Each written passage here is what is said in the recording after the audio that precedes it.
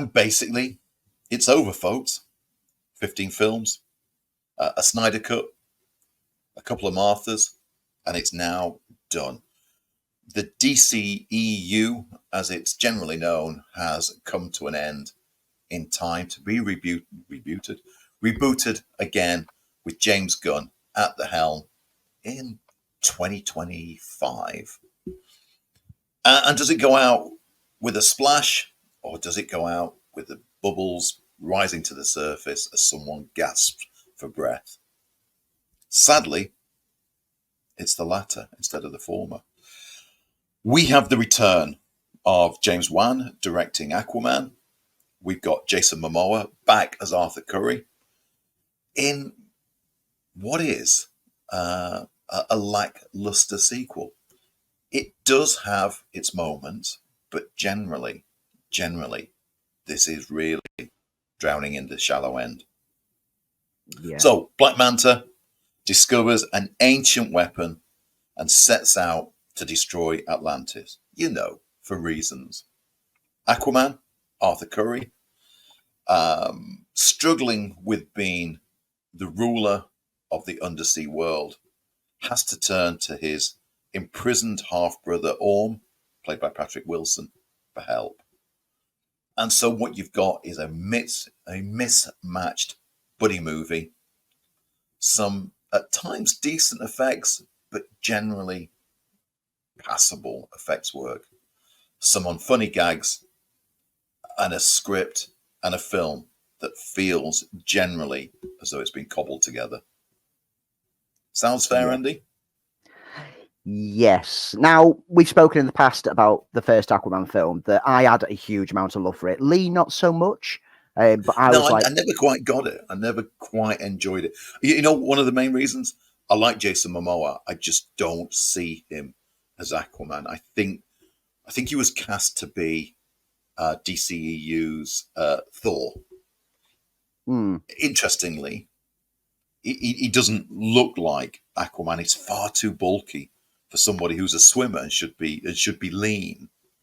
And I think Patrick Wilson, looking at this film, would have made a much better. Looks more like Aquaman. Yeah. I love the first film. I loved it for it being a whole bunch of comic book ideas thrown it together. And it carried along in a very comic book way. It was fun. It flowed from start to finish. It seemed to have a natural progression, even though it was just being random with like, this happens at this point. Why? Because we need an action scene. That's fine. I'm fine with that. I had a lot of fun with the first film. And by the time the first film got to him stepping out to the fountain with stepping out the waterfall with the full costume on and the trident in his hand, I was like, I am sold on this character. But everything that I loved that first film for, I hate this second film for, because again, it's a mess of comic book ideas that are thrown together in a film that bounces from one place to another. But this one suffers as a result of the blatant, troubled production that is visible on screen. I mean, there was reports from set of Jason Momoa was turning up inebriated on set on a few of the shoots. We had Heard's court case that resulted in various changes being made to the script in the editing stage. There's poor test screenings that resulted in changes and reshoots taking place. There was the constantly changing vision of the DCEU, which resulted in reshoots and chops and edits and changes. And the film basically shows all that in the screen because it's a absolute mess. In particular, there's a huge mid-chunk of this film with an island where toxic waste basically is getting burned to destroy the ozone layer and destroy like the environment. And on that island, loads of creatures are mutating into giant insects and beasties and man-eating plants, etc. And that just feels like it was shoehorned in because they realized we've cut so much from this film. There's not enough of a film left. We need some action beats. And they forced it in because we know that at one point Michael Keaton was supposed to be in this as Batman. Yeah. Ben Affleck was supposed to be returning. Ben Affleck was supposed to be there. Yeah. We know that it was originally supposed to be coming out before The Flash. We know that then it got shifted to after The Flash. It was supposed to have come out last year. We know that there's been constant changes, and now that old DCU is going, they've had to chop loads, and you can tell because that midpoint thing doesn't make sense plot-wise, because the basic story is Black Manta Black Manta at the start of the film finds the mysterious Seventh Kingdom, which had been lost for ages, and in there he finds a great evil power from one of the first entities that ruled the earth. And he manages to work out that if he frees him, he can get great power, whilst that evil entity has tapped into Black Manta's brain and is taking control of him at the same time. And then they go off to do this thing on the island for no reason at all, because we've not got enough story left after we've chopped everything else. And then it just goes back to the Seventh Kingdom at the end to do what we need to do is spill out Atlantean blood to break the spell. It makes no sense where that island came from, except for the production issues left them with a big gaping hole in the center act. Let's talk about some of the big gaping holes. Mira, as played by Amber Heard, gets about 5 lines throughout the entire film. I mean, there are scenes in which she's in where she gets to look pretty and do nothing else apart from look on as dialogue's taking place. To say that she is the mother to her and Arthur's child, she's never present. I kept going, where's Mira? Why is Arthur Curry playing Home Alone dad? And why isn't she in any of those sequences? Now, we know there's controversy, and we also heard that the lack of charisma between the two had sort of forced her to the sidelines. And it certainly shows in it, because it's almost embarrassing that when she turns up, she's not got a line of dialogue. Yeah. I mean, she's very much present at the start of the film, but like you say, with not much lines. And then she kind of vanishes from the whole picture until about the midpoint, she suddenly springs back. It's like, oh, yeah, I forgot she was in this. And then she gets a bit poorly, doesn't she? But she gets better. Yeah. And even though she doesn't have much lines, she then seems to be heavily reinserted in the final act. And it's like, well, if you're going to keep her on the sidelines, you could have excised some of these, because now what you've created is a film that seems like a bait and switch. They've been making out on the trailers recently that she was going to have no presence, but she becomes present even if she's not talking. And it's like, oh, you're trying to trick us with this one, because no one wants to see her on screen. And I didn't want to see her on screen, not because of the legal issues. I didn't want to see her on screen because she's terrible. She's not a good actress at all. And no. She's got no chemistry with her co-star. And it's obvious in every moment that she's on screen. She's not great. You know who I felt sorry for? Nicole Kidman getting some of the worst dialogue I've ever heard. Don't get me started on how Black Manta, who had popped up in the first film as like a side villain, like little diversion element, and then has a chance to actually have a story in this one. But it becomes someone else's story because he's possessed by a malevolent spirit. And it's like, oh, well, that's a waste of Black Manta, because it's not really Black Manta. And also the fact that Black Manta, between the first film and the second film, has just been staring at his broken suit and never fixing it for no reason at all. That makes no sense. When he looks across, it's just like still broken. And it's like, you're just thinking, why have you not repaired your suit yet? I don't know what's going on here. You've managed to build a submarine, but you've not built a suit. What's going on?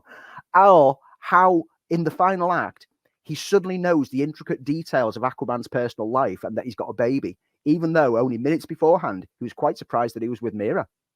It's just, you can see where the edits are. You can see where the problems were, and you can see the continuity issues that is created. On the plus side, I mean, I know I said that island section was pointless.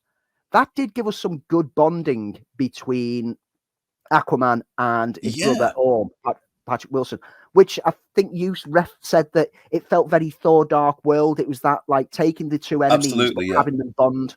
And that kind of worked. That's where the film has one bit of strength in the relationship between the two brothers. I mean, Momoa's charismatic, and the kind of fun friend-enemy banter works really well because,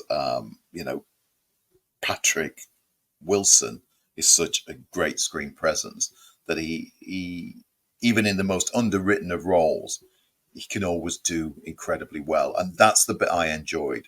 That's the bit that lifted it out of the monotony, because let's be honest, this is the reason that superhero films have dropped in popularity. This is exactly the evidence that you point at to go, why aren't people coming to see movies anymore that are about superheroes? This film is the reason, because it's big, it's loud, it's brash, it's got some stunning visuals at times, but it doesn't say anything. It doesn't have anything. It doesn't mean anything. The characters don't mean anything. They've become to the point of which the entire reason when we started watching them that we wanted to invest in them, they don't do anything. They aren't there for any other reason apart from to clobber, and therefore we don't care, and it feels so artificial. And I think one of the reasons that people poked at Quantumania was because it was all in this green screen world and therefore had no depth to it. This is exactly the same. I mean, James Wan does at certain points come to life. Some of the fight sequences are incredibly well shot and choreographed. It's visually colourful and stunning in some areas. It's always has points of just pure imaginative lunacy. Yes, a full-blown octopus sidekick, which actually worked. Nicole Kidman riding a giant robot shark. As you said, the grasshoppers on the Skull Island sequence. But it's empty. It's just colour and noise and has no depth to it, no meaning. We don't care. So for the end of the DCU, it goes out with a whimper. Yeah, it's barely even a whimper. It's a shame because, like I say, I absolutely loved the first film, and I was still optimistic and hopeful that I'd get the same kind of buzz to some degree.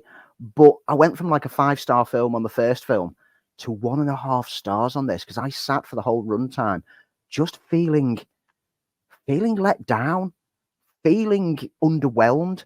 I mean, it didn't help that it leans far too much into the humor in the same way that Thor: Love and Thunder did.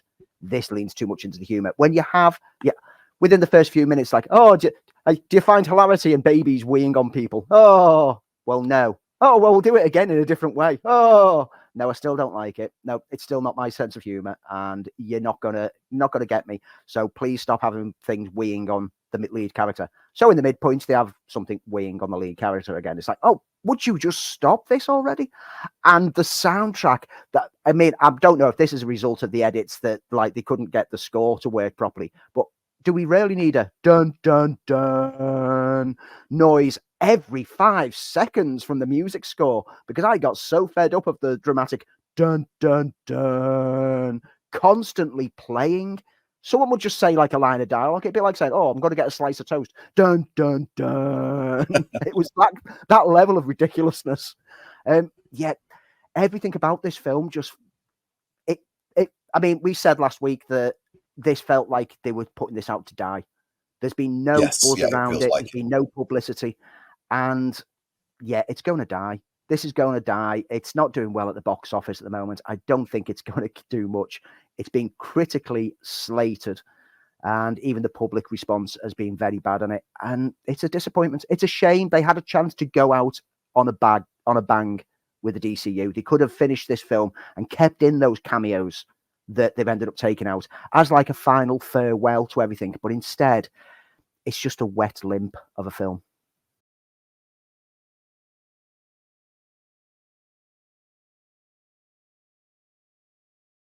Director John Woo brings us some festive action in this tight, slick, yet very slight offering. Joel Kinnaman plays silent throughout as a man whose child is caught in the crossfire of a gang shootout. The film opens with him chasing down those responsible, only to result in him being nearly fatally wounded himself with a bullet through the throat, taking his voice and putting him into critical care. As his physical scars heal, the inner scars remain, and his relationship with his wife suffers through the trauma. His focus then becomes set on dishing out violent retribution on all who were responsible. Marking off days on his calendar, he sets about training with the intention of exacting his revenge on the anniversary of the shooting. What this film does well is firstly, it showcases how Wu still hasn't lost his talent at delivering stylized and well choreographed action in a brutal and bloody manner. Camera work is fluid and energetic, but never in a manner that fails to let us witness the impact of every blow. Secondly, the performance by Kinnaman, who doesn't utter a word throughout the film, is fantastic, showcasing how skilled he is at delivering a barrage of emotions without dialogue. The pain of loss, the grief, the anger, the sorrow, and the determined focus is all evident in his body language and facial expressions, which lets us easily get under his skin and care for his violent mission. Where the film suffers slightly is in the contrivance of the silent approach. Dialogue is sparse, only news reports and police calls on radios, and a handful of minor whispers are heard throughout. The rest of the film is either dramatic music or loud noises of the violence. Whilst this gimmick fits the idea of the film well, it does become a tad unbelievable at times, particularly in the latter half of the film, when you can't help but think that some of the gang members would at least speak once. In addition, the story, as mentioned, is slight. The first half of the film is pretty much an extended training montage, and then the latter half is simply violent revenge as the gang are dispatched in very creative ways. But those flaws didn't damage the film too much for me, and the tight runtime does ensure that it never slows down. Feeling almost like a video game at times, this is a frenetic assault on the senses that passes time effectively in a gloriously brutal manner. Worth checking out, but unlikely to become a regular festive watch.